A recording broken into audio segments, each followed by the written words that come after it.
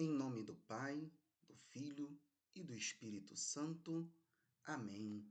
Olá, meu irmão e minha irmã, saudação a você que está aqui acompanhando o nosso canal Gerando Vidas, saudações em Cristo a todos vocês que nos acompanham nesse momento de conexão com Deus, nesse nosso Wi-Fi. Eu sou o professor Tiago Oliveira, sou voluntário da comunidade católica Gerando Vidas, e hoje eu quero trazer para você essa palavra, uma palavra que edifica, cura, liberta, salva e nos traz felicidade. Essa felicidade que muitas vezes a gente busca em coisas tão externas, muitas vezes está dentro de nós. Santo Agostinho já dizia: cave um poço no fundo do seu coração. Ali encontrarás a razão da tua felicidade. Essa razão da felicidade para nós é Deus. É o Deus que não nos desampara. É o Deus de Jesus Cristo. É o Deus que o constituiu Senhor e juiz. E ao mesmo tempo, pura misericórdia. Com esse juiz, nós podemos contar. Deus é pura misericórdia. E ele hoje te convida a participar desta misericórdia. Vamos então ouvir hoje o Evangelho, né? Tendo passado essa festa tão linda de Corpus Christi, eu estava vendo ontem alguns noticiários, então os tapetes de sal ou de outros materiais nos quais o sacerdote com o ostensório, aquele vaso que leva a Sagrada Hóstia, que é o próprio Jesus para a gente. Então, passando por aqueles tapetes tão bonitos, o carinho do povo, sabendo que Jesus, no Santíssimo Sacramento, no seu corpo e no seu sangue, passaria ali. Olha que coisa mais bela, que coisa mais sublime, que coisa mais linda. Gente, chega a ser emocionante. Emocionante. Ao mesmo tempo, hoje, eu já trago como intenção de oração a recuperação do Papa Francisco. Ele precisou operar o intestino no dia de anteontem. Ontem ele não celebrou a missa de Corpus Christi, não presidiu a missa de Corpus Christi, mas no seu quarto ele recebeu a Sagrada Comunhão.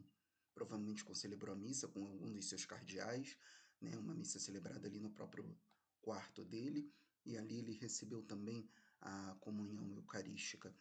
E isso para nós é um motivo de alegria. Saber que o Papa está bem, saber que ele já está, a sua recuperação está sendo muito boa. Isso para nós é um motivo de grande felicidade. Então vamos rezar também por esse grande homem de Deus, que é o Papa Francisco, para que ele possa continuar governando a sua igreja, governando a igreja de Jesus Cristo. Interessante que ele falava, né? Não se governa a igreja com as pernas, porque ele está sofrendo também de um problema no joelho muito sério, um rompimento de ligamento que está afetando os seus movimentos para andar. Por isso que muitas vezes ele não preside a missa toda na Basílica de São Pedro ou em outros lugares. Ele não preside a missa toda. Mas ele fala, não se governa a igreja com as pernas, mas com o coração e com a cabeça.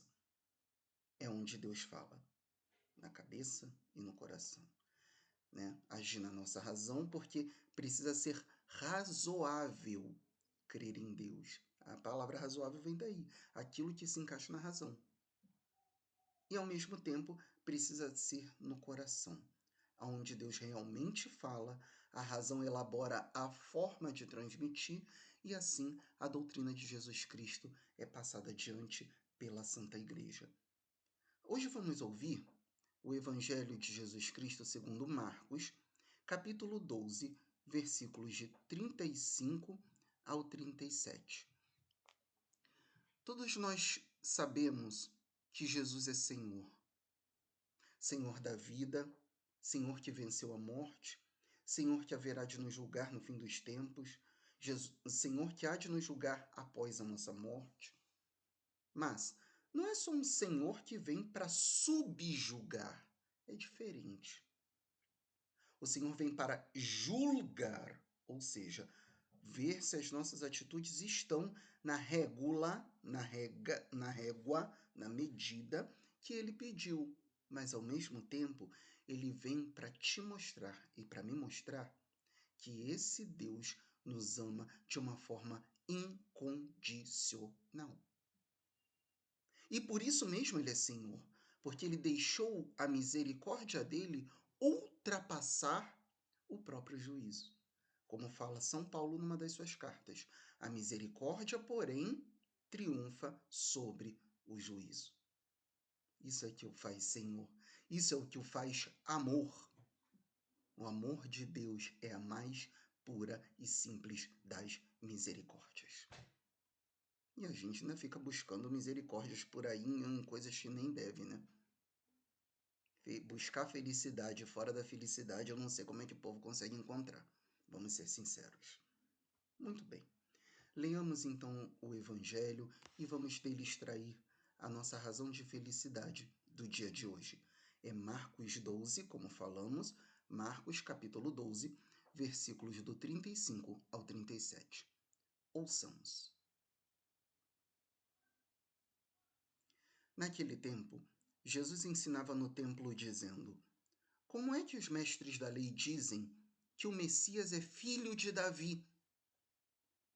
O próprio Davi, movido pelo Espírito Santo, falou: Disse o Senhor ao meu Senhor: Senta-te à minha direita, até que eu ponha teus inimigos debaixo dos teus pés. Portanto, o próprio Davi chama o Messias de Senhor.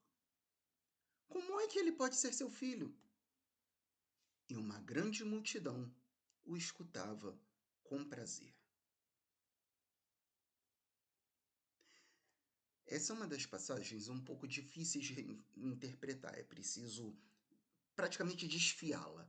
Então, vamos ponto a ponto. Jesus ensinava no templo. O que era o templo? O que é o templo? Casa de Deus.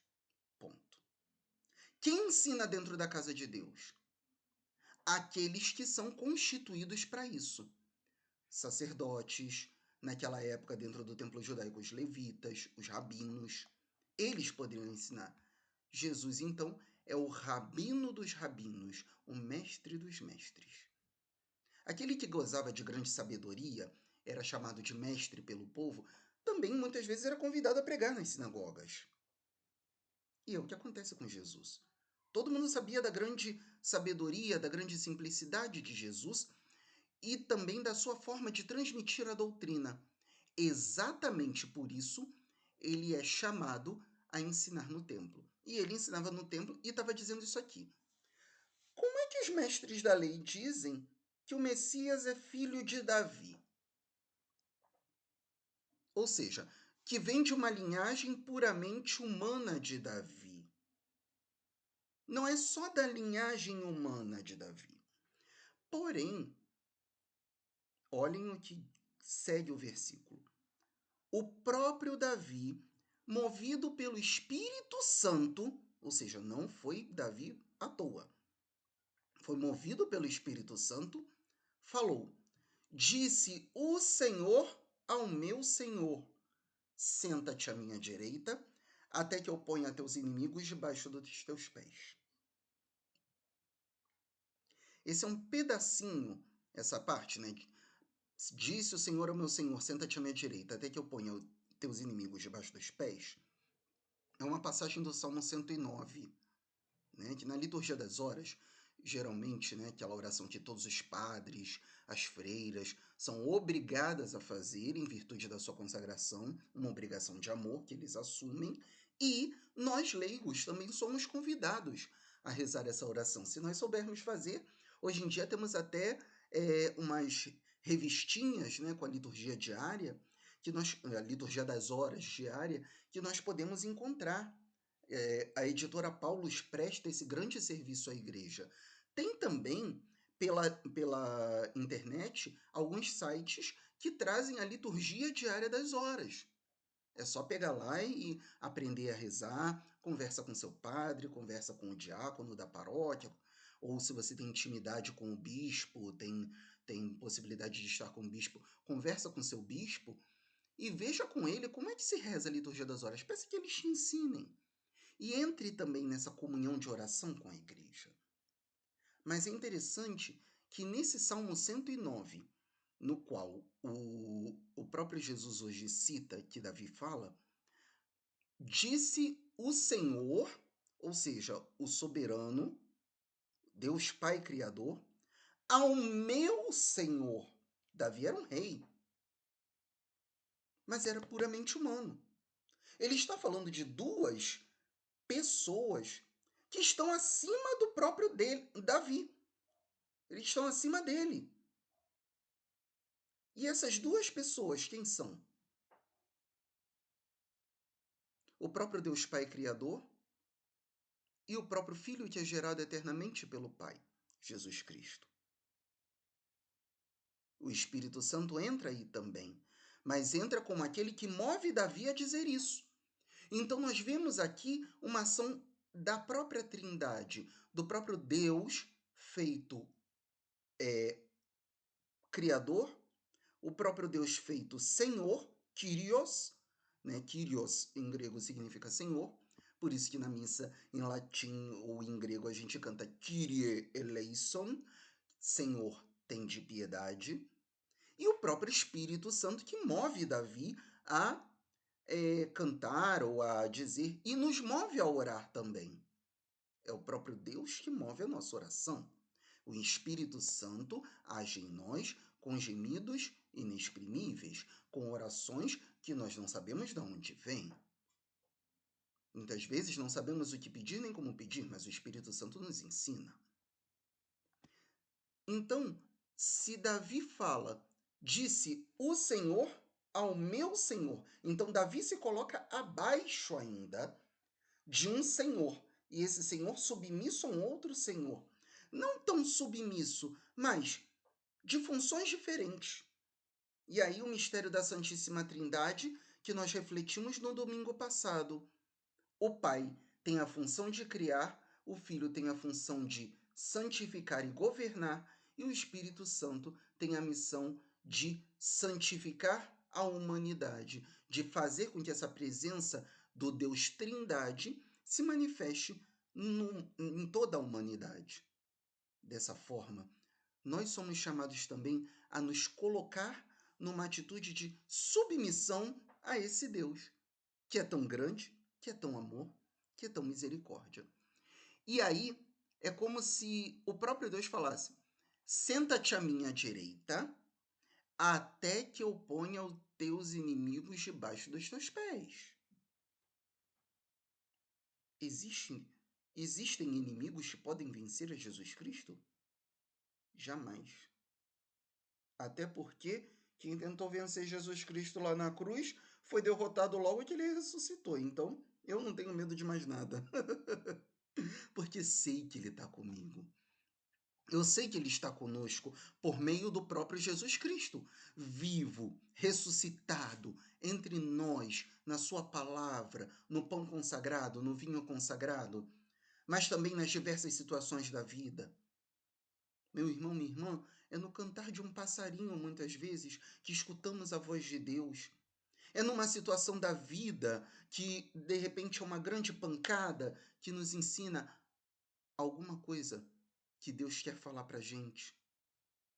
É preciso passar a perceber esses sinais.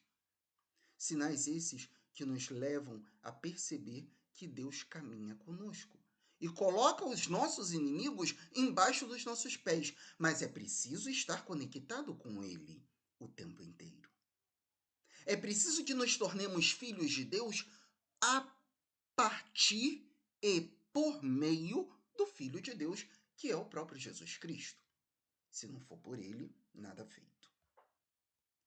Portanto, continua Jesus falando, né? Portanto, o próprio Davi chama o Messias de Senhor. Ainda que da família e linhagem dele, Davi chama o Messias de Senhor. Ele se coloca abaixo do Messias. O rei Davi foi o maior rei de Israel, nós sabemos. Né? Foi o grande rei de Israel. Porém, ele mesmo se submete ao reinado do Messias. Ele mesmo se submete ao reinado de Jesus Cristo. Por que então nós resistimos, meus irmãos e irmãs, a esse chamado tão grande de Deus? a nos submetermos, a colocarmos, submitere, colocarmos-nos debaixo da ação de Deus e deixar que Ele haja na nossa vida de tal forma que a sua palavra brote no nosso coração. E aí, Jesus aqui faz uma pergunta. Se o próprio Davi chama o Messias de Senhor, como é que ele pode ser seu filho? Ou seja, mesmo que seja da sua linhagem, o filho está muito acima. O Messias está muito acima do rei Davi, que era uma figura, não vou dizer idolatrada, mas simplesmente amada por todo Israel. E até hoje por nós também, tá? Se não fosse pelo rei Davi, também nós não estaríamos aqui. O Messias viria da linhagem de Davi, mas o próprio Davi se submete ao Messias. E é engraçado que mesmo com essa palavra dura, para muitos judeus, uma grande multidão o escutava com prazer. Escutar a palavra de Deus pode ser duro, como foi difícil para aqueles judeus entenderem que Davi, o maior rei de Israel, o rei que eles mais amaram de Israel, se submete ao Messias. Para eles era duro ouvir isso, mas a multidão dos que estavam ali o escutavam com prazer, porque viam que as palavras de Jesus não só tinham lógica, mas tinham uma autoridade. Que autoridade é essa? Uma autoridade construída por meio da palavra de Deus. Uma autoridade construída por meio de uma vida mergulhada em Deus, que nós precisamos também construir. Esse é o nosso propósito de vida, buscar uma vida que seja mergulhada em Deus. Sermos filhos por meio do Filho. E aí Deus é capaz de falar pra gente, senta-te aqui à minha direita, até que eu ponha os inimigos debaixo dos teus pés. Qual o inimigo hoje da sua vida, meu irmão, minha irmã? Qual o inimigo da minha vida? Eu diria, assim, superficialmente falando, que um dos grandes inimigos da minha vida seja o desânimo. Sim, confesso a vocês, eu sou um ser humano. Eu desanimo com relativa facilidade em algumas coisas. Entretanto, Deus é capaz de colocar o meu desânimo debaixo dos meus pés e me fazer caminhar rumo a Ele. E a você, meu irmão, minha irmã? Qual é o teu inimigo? Ou quais são os teus inimigos? Que Deus precisa colocar debaixo dos teus pés, mas que para isso você precisa criar essa conexão com esse Deus.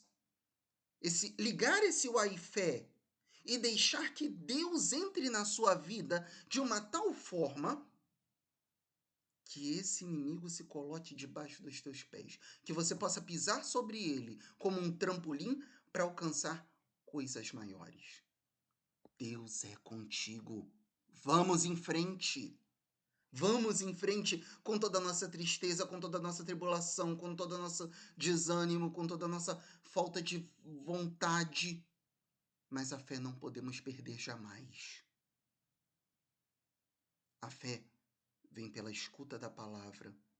Quando a palavra é escutada, é a semente que cai na terra. E quando essa semente cai na terra, do nosso coração, ela precisa brotar. Rezemos juntos.